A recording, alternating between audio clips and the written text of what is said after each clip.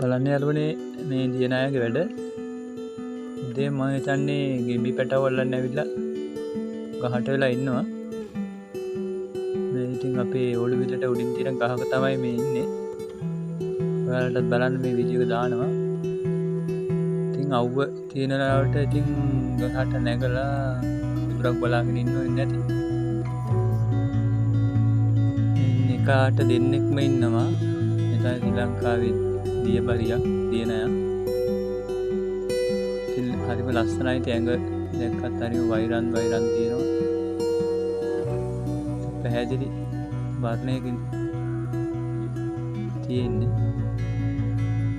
හරිම අපූර්ව. ඉතින් මේ සෝබා දහමේ අපිට ලැබුණු දායාද තමයි.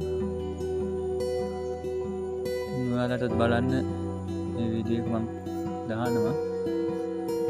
ඉතින් තවත් මේ වගේ වීඩියෝ එකකින් හමු වෙනතුරු ඉතින් හැමෝටම සුබ දවසක්. ජය වේවා.